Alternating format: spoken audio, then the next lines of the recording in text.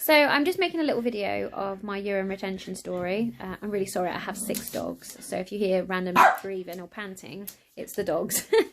But I have a very noisy household and a very good baby who sleeps through it all. Not all the time, I wish. So basically, the story starts with I had gestational diabetes. At 36 weeks, I started having hypos in the night.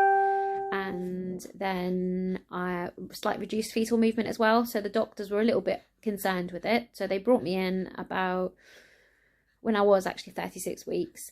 And I was there for quite a while, so they were monitoring me, and I must have been there about 5 days monitoring me, and then they finally decided it was probably best to get the baby out because they were worried if they left it too long, you know, complications could occur. So I was induced, so they used the pessary obviously to start it all, and that took about a day. I think I had 2 pessaries, and then my waters broke at 9 o'clock at night, and then it must have been about 11 o'clock in the morning the next day where I actually was in active labour, because overnight they give me the hormone drip. So for the pregnancy I had an epidural.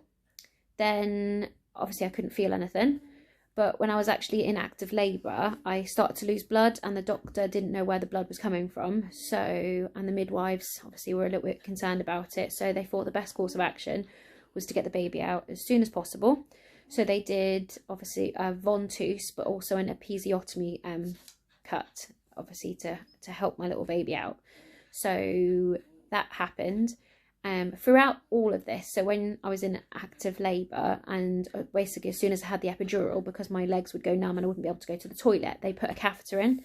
So obviously I had a catheter with a bag in throughout this. So when I'd had the baby, I was stitched up with the epidural, didn't feel anything, which is great. But yeah, so I was stitched up, everything was sorted, beautiful baby, and then I went up to the maternity suite.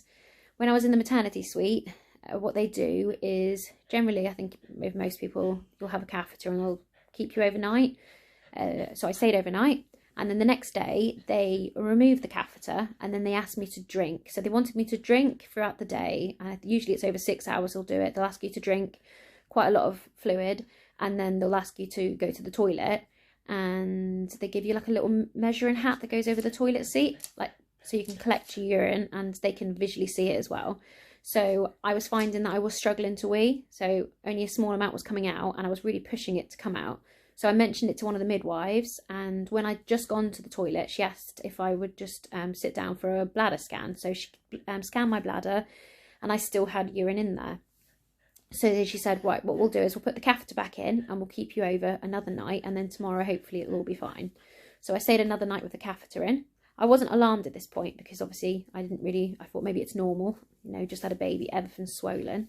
So the next morning she removed the catheter and again asked me to drink and then go to the toilet. So it was a changeover of staff, so it was a few new midwives. So I was going to the toilet again by pushing it out, and I was pushing out huge amount of urine. So it's not as if I was just like, because some people that have urine retention can't actually produce a drop. So that's something that happens. So urine retention, you know, different forms really. And I was pushing out large amounts of urine. So I was showing the midwives and they were saying, okay, that's fine. And I was telling them that, you know, I was straining to do it, but they said, you know, you've just had a baby, it's probably because of that. And then that evening, it must have been about 7 o'clock, I was just seeing if I could go home, and the midwife said, we don't need to bladder scan you, you've produced quite a lot of urine, you'll be fine, you can go home. So obviously none the wiser I thought, okay, this must all be normal. So I went home and I was exhausted, so I must have gone to sleep about 10 o'clock, woke up about 8 o'clock in the morning the next day. And the weird thing was I had no sensation that I needed the toilet throughout this. Again, I thought it was all part of the swelling, you know, the epidural, things wearing off. So I was going to the toilet, and again I was pushing it out. Now I was pushing out large amounts of urine, like I pushed out I think 500 mils. I'd wait a few hours, go again, and I was pushing out, and it didn't feel empty like I'd finished weeing. But again, I thought it was just all part and parcel of the birth experience. So I was doing that for about 4 days, and then I did notice that I hadn't been for a poo for quite a while. Sorry. So it must have been about a week, because when I was in the hospital, I hadn't gone. So maybe over a week. I hadn't gone when I was in the hospital before giving birth or after. And when I had tried to go, I couldn't get it out. So it's really gross, I know, too much information, but I couldn't. It would like get to the point and then it wouldn't push out. And even if I was really straining, which is obviously not a great thing to do when you've had a baby and everything's very lax, it's a bad thing to strain. So I rang up the hospital, explained to them how long it'd been, and they told me to come in for an enema. So I went into the maternity suite to see the midwives, and I mentioned to the midwife I was struggling to wee because I was pushing it out. She asked me to go to the toilet. I went to the toilet, I weed out 500 mils, and then she scanned me. And when she scanned me, I had 750 mils still in my bladder. So she drained the 750 out with a catheter, and then she told me that I was going to have to go home with a bagged catheter. So she said, we'll do it for a week. We'll send you to the urology nurse afterwards. And she said, it should be fine. So I had the enema, and that didn't really do much. I had a lovely doctor that came in, and he said to me, don't worry, you'll poo, just eat some kiwis. Which is really annoying because that did not help at all. I had a problem. And he was obviously a very delightful doctor, but he was just a bit too blasé about it. So it didn't help eating kiwis. And I hate kiwis. I ate a lot. So yeah. So I was sent home with a catheter. I was then obviously at home with a newborn baby with a catheter. And to be fair, it's a pain in the arse. Again, mentally, I was okay with it at the time because I just thought, oh, okay, at the end of the week, I'll be catheter free. So after that week, I went to see the urology nurse. And what they do again is they remove the catheter. They ask you to go off for a few hours, drink lots, come back, go to the toilet, and they measure your bladder afterwards. So I did that, and the nurse told me that I still had 350 mils in my bladder after going to the toilet. And I was gutted. I was so upset.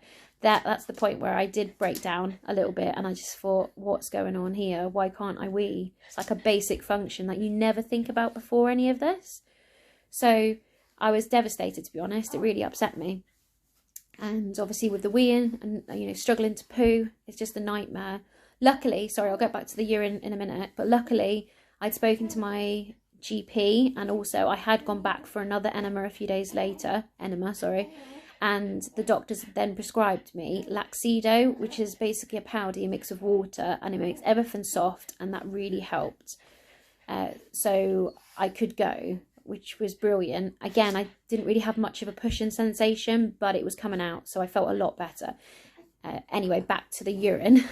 So she sent me home, obviously after retaining 350 mils, she sent me home with another catheter. But this time, instead of a bagged catheter, it was a catheter with a flip flow valve. So basically your bladder retrains itself to hold urine. So when you have a bagged catheter, when any urine gets in your bladder, it just goes straight into the bag. So essentially your bladder's not doing anything. But I had this time a flip flow catheter. So my bladder was filling up, and then every 2 to 3 hours I was opening the catheter into the toilet.